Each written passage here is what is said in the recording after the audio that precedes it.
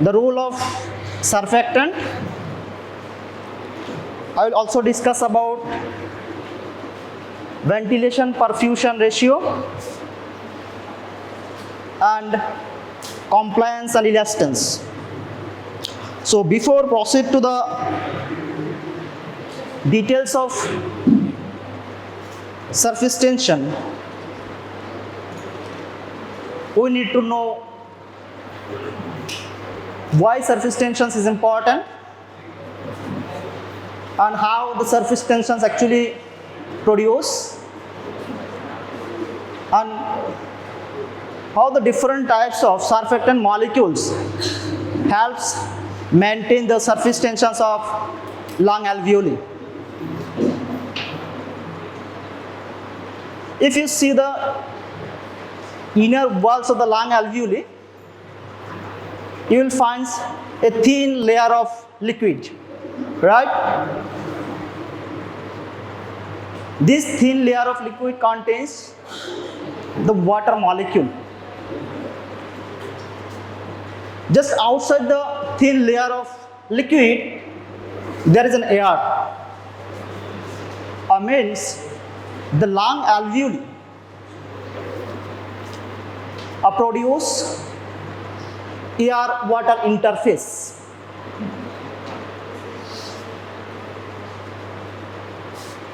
To produce the surface tensions in lung alveoli, air-water interface is very much essential. Now we will see how this air-water interface helps to produce the surface tension. If you see the layer of liquid,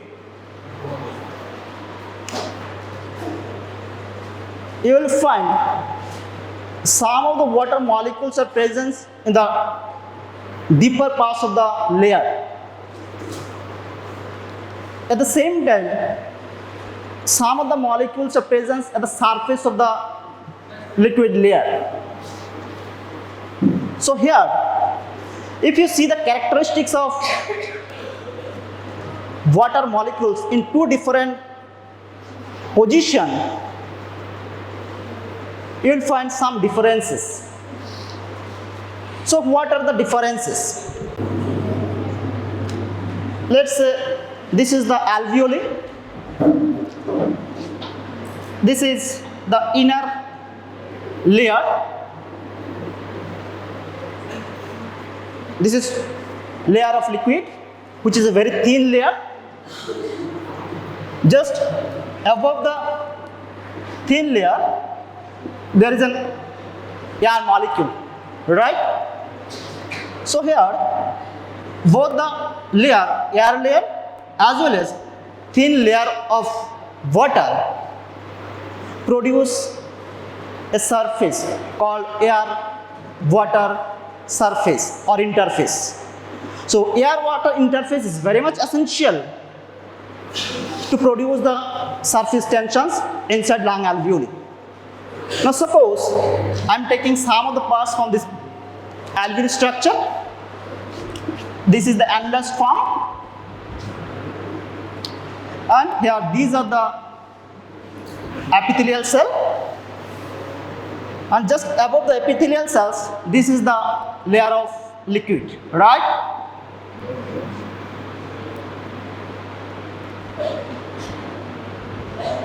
Here liquid means mainly the water molecule.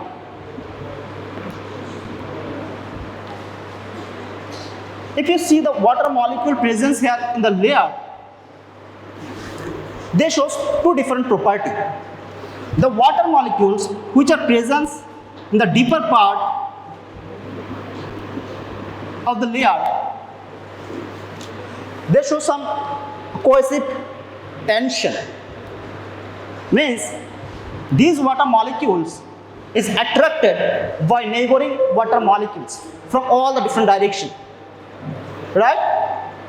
From upward directions, downward directions, leftward as well as rightwards. Means the center water molecule are attracted by neighboring water molecules. the force that is required to attract the water molecules are equal.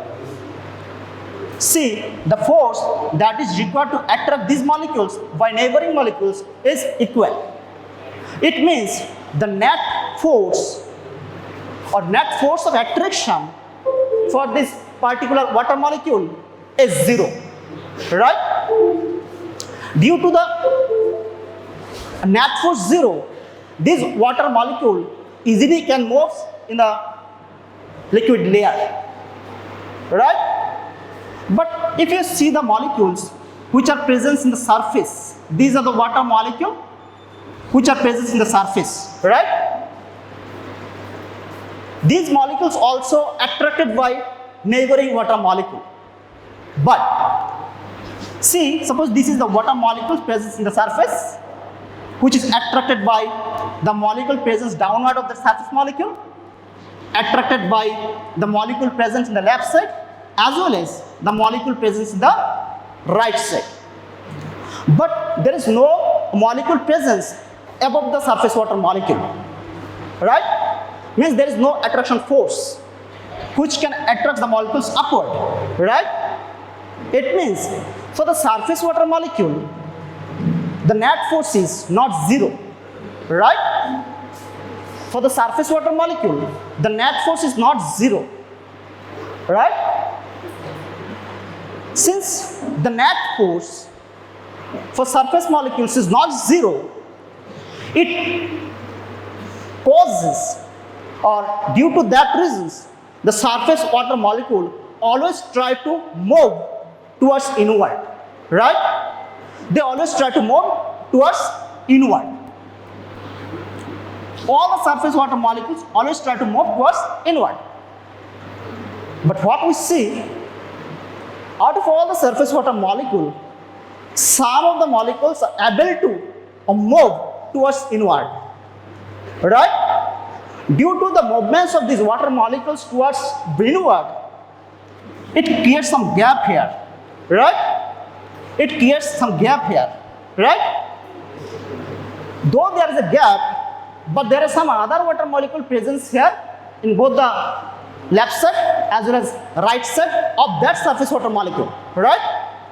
So now these water molecule and this one also try to attract each other, right? And during this attraction of this neighboring molecule, they produce some attraction force, they produce some tension, and these tensions only produce in between air water surface, right? So we can say in the lung alveoli, the surface tensions mainly depends on the surface water molecule, as well as it also depends on the cohesive tension between adjacent water molecules present in the surface, right? Now, this surface tension, the question is whether the surface tensions in alveoli is beneficial, or what are the advantage and disadvantage of this surface tension, and what is the role of surfactant molecule to maintain the surface tension in alveolar surface. To explain this, first I need to explain about the structure of a pair of alveoli, right? These alveoli are equal in size, right? Since both the alveoli are equal in size, their radius also will be same, right? Not only radius, the surface tension that generates in both the alveoli, right, or right and left, in both the alveoli, the amount of surface tension is equal, right? I repeat, since both the alveoli, the size are same or equal, in both the case, surface tension in both the alveoli will be the same, right? If surface tensions in alveoli or both the alveoli is same, how it affects the movements of air here? Here, the first alveoli will try to release air, or air will try to move from first alveoli to second, as well as from second alveoli to first, right? Due to the bidirectional movements, due to the movements of air from both the alveoli towards each other, helps to maintain or helps to stabilize the alveolar structure. That is very much essential for gaseous exchange. Clear? If there is a destabilizations of alveoli structures, one alveoli will show more ventilation in comparison to other, because the surface tension is different. Now see, what will happen if the structures is different from one another?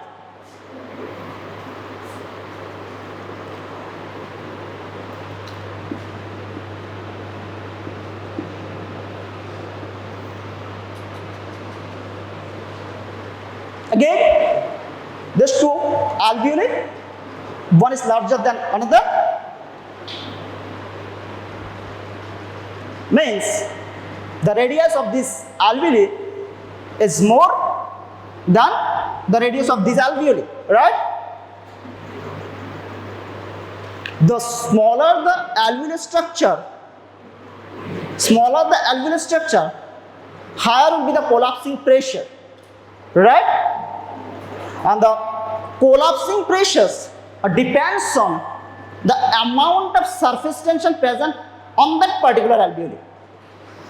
I repeat, here the size is smaller than this one, right? As it is the smaller in nature, the collapsing pressures will be high. For more collapsing pressure, it needs more surface tension, right? It needs more surface tension, right? So, here, what will be the flow of air? What will be the flow of air? Whether air will move from the large to the small one or small to the large one. That can be explained by a Laplace law. So, what is Laplace law? That is, collapsing pressures is equals to surface tension by radius, right? If you see the structure, as I mentioned, the radius for this particular alveoli is little less than this one. Suppose the radius for this alveoli is 2, here it is 4. What will be the collapsing pressures for this particular alveoli? If tension remains same, in both the alveoli, what will be the collapsing pressure? See, here,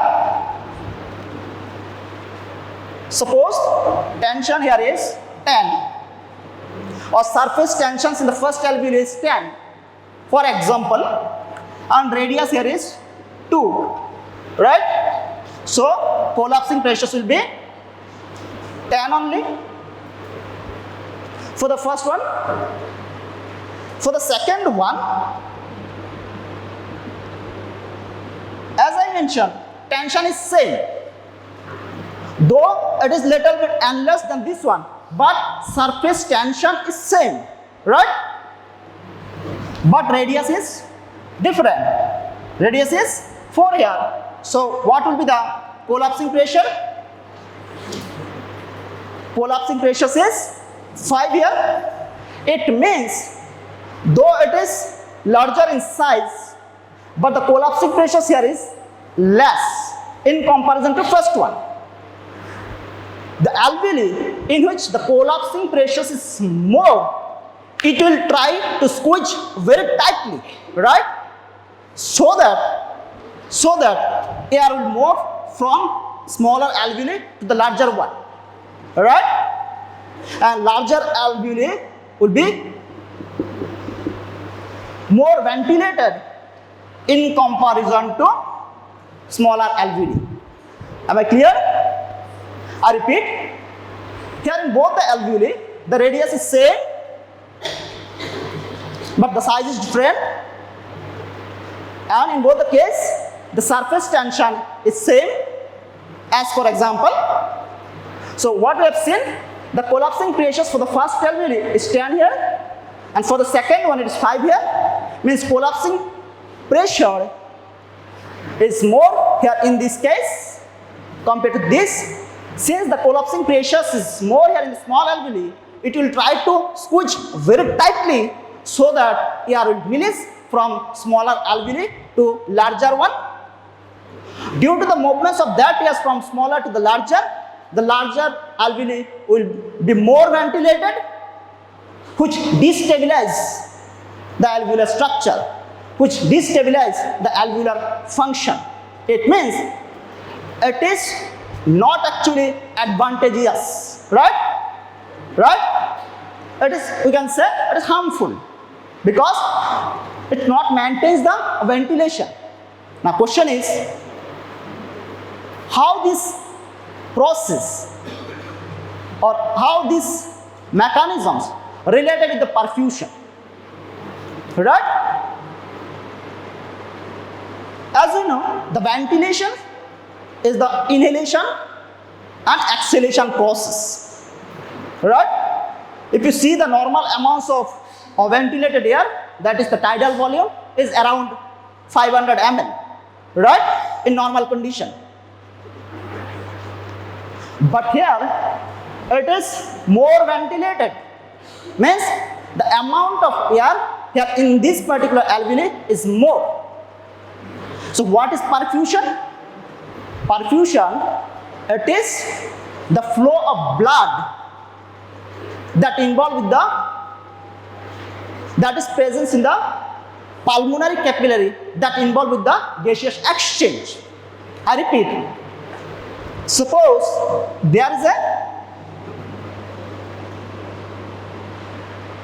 capillary, a blood capillary, and this blood capillary and alveoli involved with the gaseous exchange we have already discussed, right?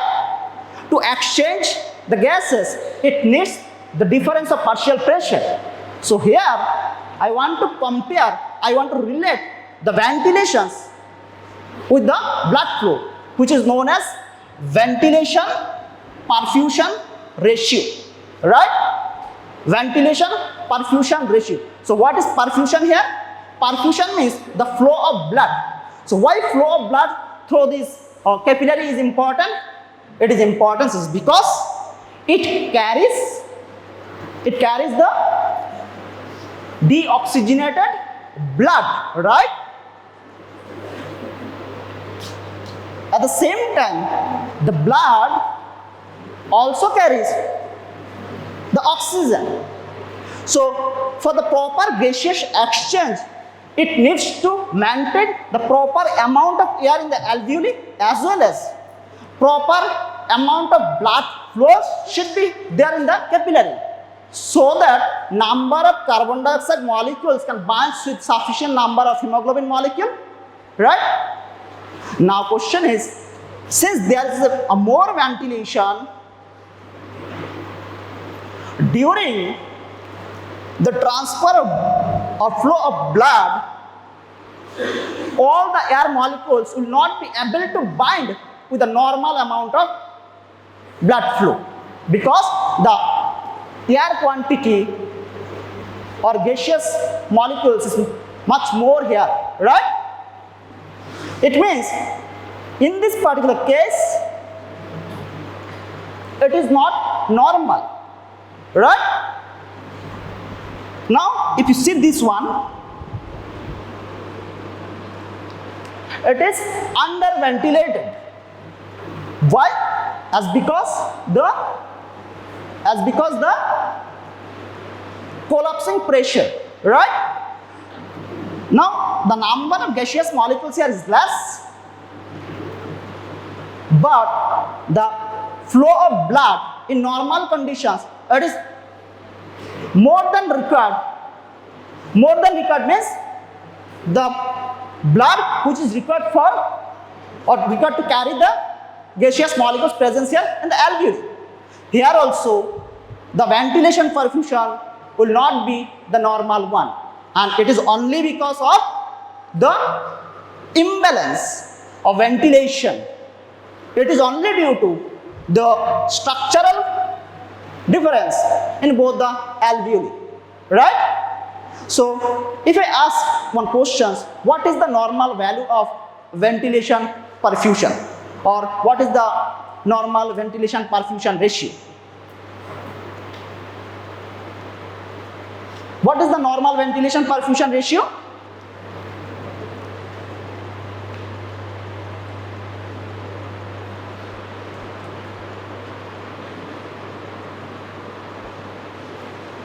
If you see the lung structure,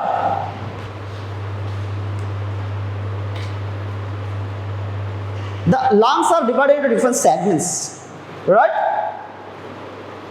Apex part, middle part, and the base part, right? Due to the gravity, you will find the different level of ventilation perfusion ratio in different parts of the lung, right? The normal ventilation perfusion ratio is around 0.8, right? Which is mainly the base part. It means the ventilation perfusion not only depends on the alveolar structure, it depends on the amount of blood flow through the pulmonary capillary, as well as it depends on the level of ventilation, and it is influenced by the collapsing pressure, and collapsing pressure is related with the surface tension of alveoli. More the surface tensions, higher will be the collapsing pressure, right?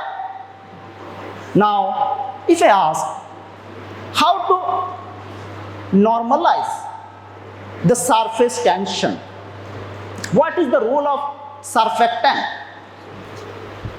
As we know, the surfactant is a molecule which is basically synthesized by type 2 pneumocytes, right?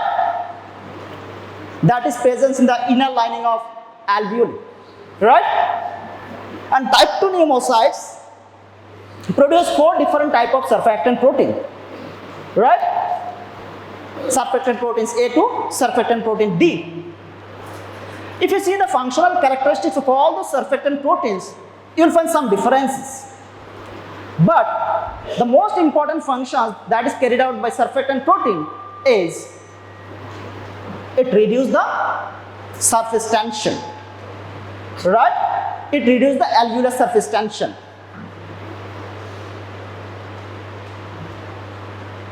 So, here in this particular cases, to get the proper ventilation and perfusion, it needs to synthesize the required amount of or required number of surfactant molecules. At the same time, surfactant molecules needs to work properly so that surface tension levels can be minimized, so that collapsing pressures can be minimized, right? Now, this surface tension, if you draw a plot here, the relationship curve between the alveolar surface tensions and surfactant molecules. In x-axis, this is the concentration of surfactant, and in y-axis, this is the surface tension. So with the increase of surfactant molecules in the x-axis, there will be decrease of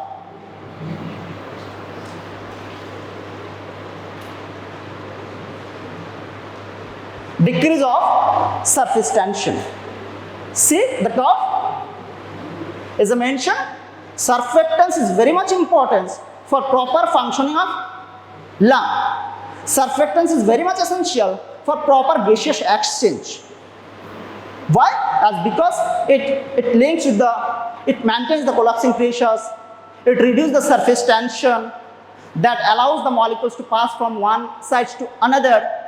Now, if we try to relate both the surfactant molecules and surface tension, so the patterns of the graph will be like this. Initially, the concentrations of surfactant molecule is less. Surfactant molecule less means more and more number of water molecules present in the surface will try to come to the deeper parts of the water lining, so that pressure should be very high. But once surfactants molecules rises, it prevents the inward movements of the surface water molecules. It reduces the tension, right? Now, what is compliance and what is elastance? What is the role of alveolar surface tension in compliance and elastance?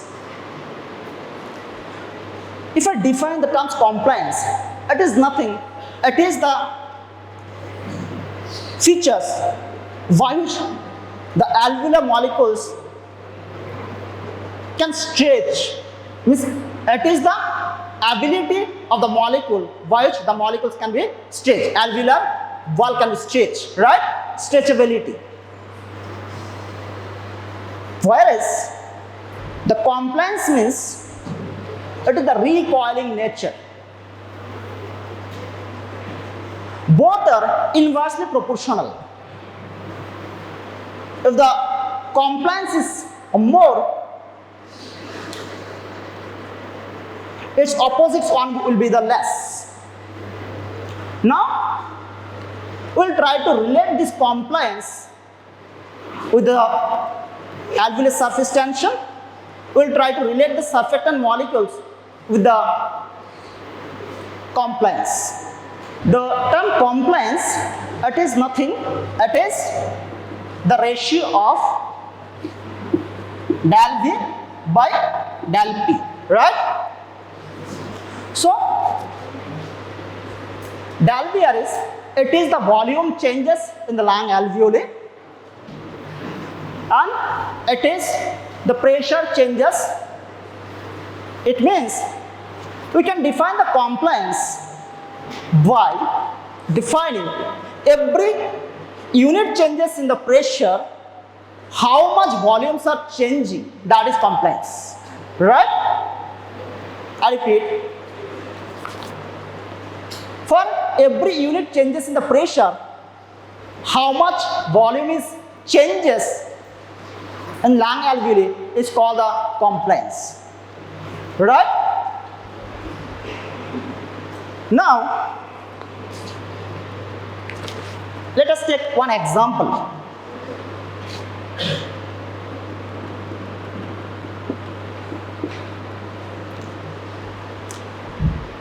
Emphysema. What is the characteristics of emphysema? Those who are chronic smoker, they are very much prone to developments of emphysema. So what is the physiological changes occurs in emphysema? In emphysema, if you see the alveolar structures, there is a destruction of elastic fiber, right? If you see the alveolar structures in emphysema, there is a destruction of elastic fiber. And this elastic fiber or presence of elastic fiber is very much essential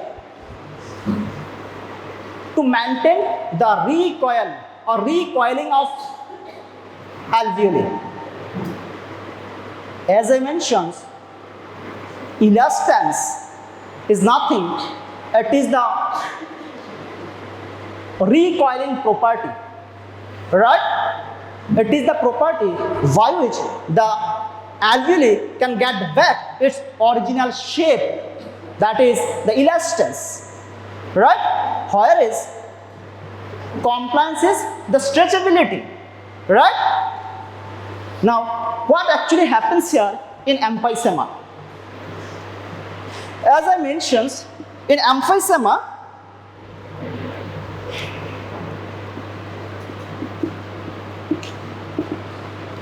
due to destruction of elastic fibers, there is a decrease in recoiling features, right? There is a decrease in recoiling features of lung alveoli, right? So as I mentioned, recoiling is a property by which a deformed shape of lung alveoli can get back to its original shape, right? But here in emphysema, there is a destruction of elastic fiber, leads to decrease in recoiling features, right? Less in recoiling, it means less in recoiling means the stretchability is high. Am I clear? As I already mentioned, the relationship between compliance and elastance is inverse relation. So here, due to the destructions of this elastic fiber, it lost its recoiling features, means there is a decrease in elastance but increase in stretchability. Now, increase in stretchability means the increase in compliance, right? Now we will see what is the level of compliance during inspiration as well as expirations using a particular graph. Whether level of compliance means stretchability is same in both during inspiration or expirations. If not, why?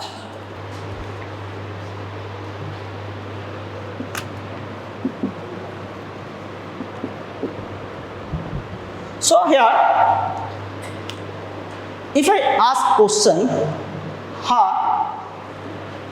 as I defined that less in elastance means more in compliance. So what is the physiological basis? What are the changes that occurs in the alveolar structures which helps to maintain the stretchability, which helps to increase the stretchability? Are you getting my question? Here, recoiling is fall down. Means compliance level is more. Some physiology is there. So what is the physiology that helps to maintain the stretchability?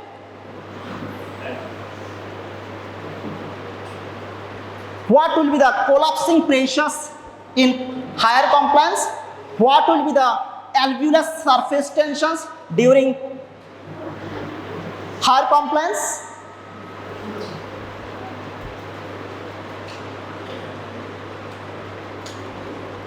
If the collapsing pressure is more,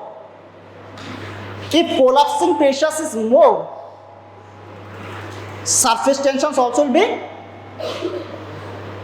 more, right? Or if surface tensions is more, the collapsing pressures will be more. It will squeeze the structure.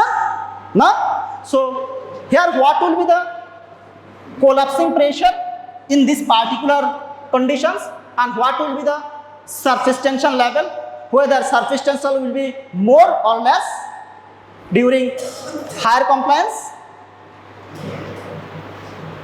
Now let me explain using some graph. But before that, I want to explain another examples that is related to compliance. You have already heard the term cystic fibrosis, right? So what we see in the cystic fibrosis, suppose here there is more and more number of elastic fibers are present, right? Here in emphysema, there was a destruction of that elastic fibers, right?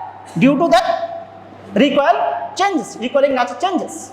But here in cystic fibrosis, there is more and more number of elastic fibers are there, right? Now, if the numbers of elastic fibers are more here,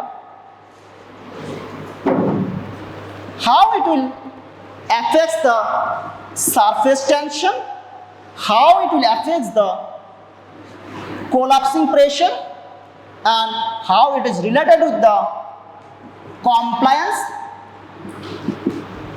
and related with the elastance. Can anyone explain? Just it is the reverse of this emphysema. Here it gets destroyed, decrease the coiling features, increase the compliance. To increase the stretchability, as I mentioned, to increase the stretchability, there should not be more surface tension. There should be less surface tension, right? There should be less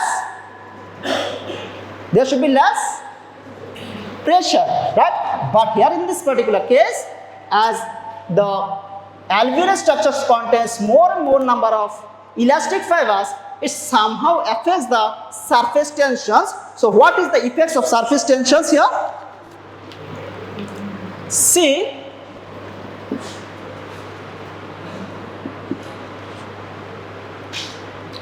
now tell me what will be the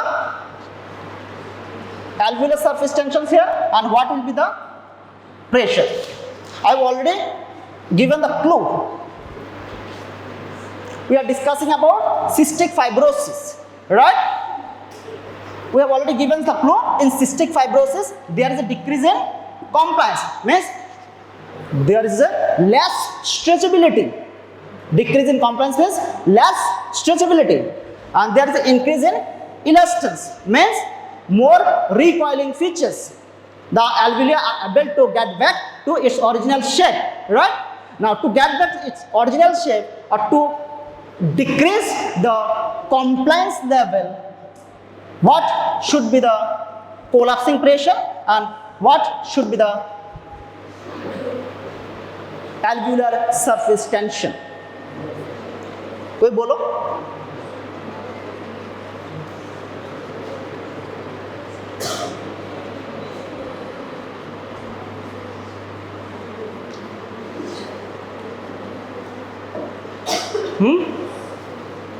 क्या होगा surface tension का, and what will be the collapsing pressure? Means still you people are not able to correlate with the collapsing pressure and surface tension. I repeat, if there is a more surface tension, there will be more collapsing pressure, right? If the collapsing pressure is more, it will collapse very fast, right? Now here I have mentioned compliance, which is stretchability, but here stretchability is less. Means collapsing pressure will be more or less.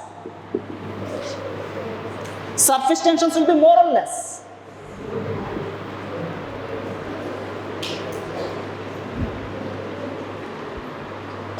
Can anyone tell? What is the relationship between collapsing pressures and alveolar surface tension? If surface tension is high, collapsing pressures will be high. Yes. Yes. Bolo. Now let me show you by using some graphs. See.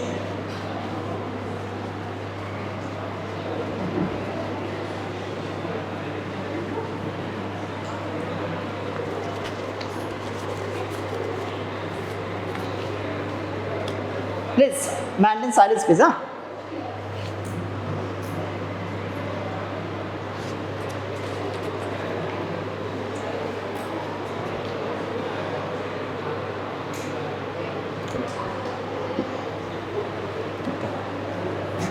Success. Okay.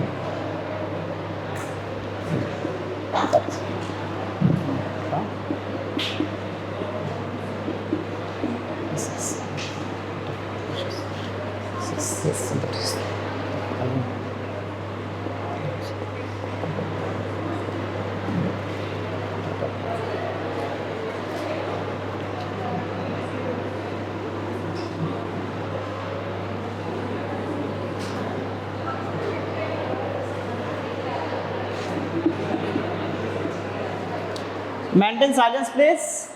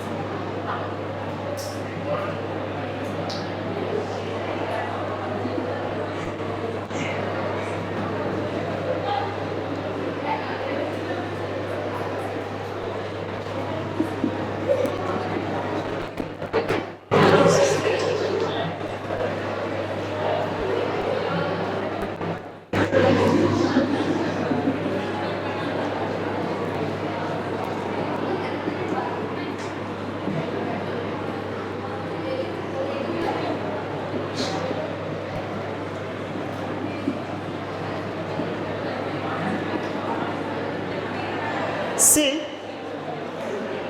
here compliance are basically two different types. One is a static lung compliance and another one is dynamic lung compliance. So most of us don't know what is the difference.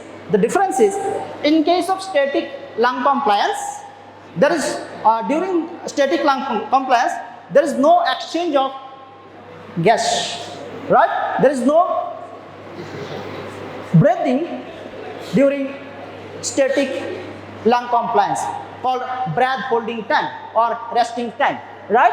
So during resting time or breath holding time, what is the intrapleural pressure? That is already I have discussed in previous lectures. During resting time, intrapleural pressure is always minus. So here it is minus 2.5 mmHg. And it is the static lung compliance. Means in this particular pressures or during static lung compliance, there is no inspirations, there is no expirations. That is breath holding time.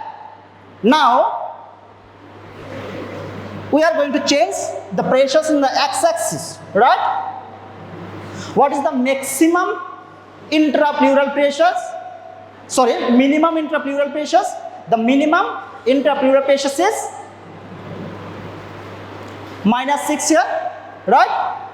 Now see, whenever we change the pressure or intrapleural pressures for -2.5 to -5 mmHg, during inspiration, the volume that we are getting, or volume changes, is around 50 ml, suppose, right? At the same time, though there is no changes in the pressure, intrapleural pressure, but there is changes in the volume during expiration. Here, both the paths are different, right? Both the inspiration path and expiration path is different, but the intrapleural pressures is same. The same intrapleural pressures give two different level of volume. Here, during inspirations, the volume changes. As I mentioned, the compliance is equals to del V by del P. Every unit changes in pressures leads to how much volume changes is the compliance. So, what will be the compliance here for the first rise or during inspiration? It is the volume changes for this particular intrapleural pressure. But during expiration, with this intrapleural pressure, the volume changes is around 350 ml, right? It means whether during inspiration as well as expiration, the level of compliance is not same, right? Now question is, when will be the more compliance? Whether during inspiration compliance is more or during expiration.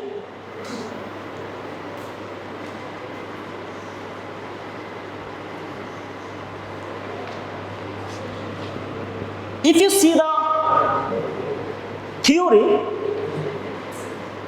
you will get the answer that during expiration, the compliance level is more in comparison to during expirations. The difference of compliance level during inspiration and expiration is called hysteresis, right? Now, what is the cause? What is the reason behind the difference in compliance level during inspiration and expiration? Now comes to the point, inspiration, right? During inspiration, again, we have to discuss about the collapsing pressure and surface tension, because the stretchability depends on the collapsing pressure, right? Collapsing pressure depends on alveolar surface tension. Alveolar surface tension depends on availability of surfactant molecule. Am I clear? Now, during inspiration and during expiration,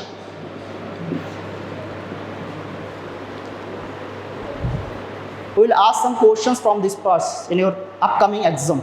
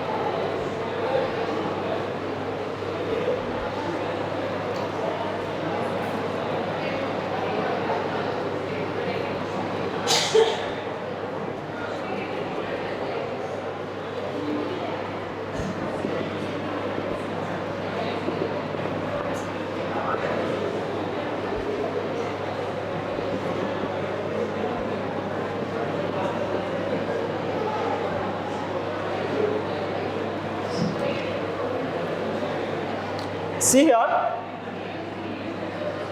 See here. This is called pressure volume curve. This is called pressure volume curve. So these pressure volume curves actually used to explain about the level of compliance during inspirations and expirations. So what we have seen here, during inspirations the compliance is less in comparison to compliance levels during expirations. Since there is a pressure levels is same during inspiration and expirations, but the volume changes more in the expiration process, not in inspirations. Now I will try to explain using these flow charts. So here during expirations the number of surfactant molecules decreased. So since the number of surface tensions is decreased, so surface tension decrease means collapsing pressures or force also will be less. So collapsing force less means lungs will be more stretchable, means more compliance, which is just opposite to the inspiration process.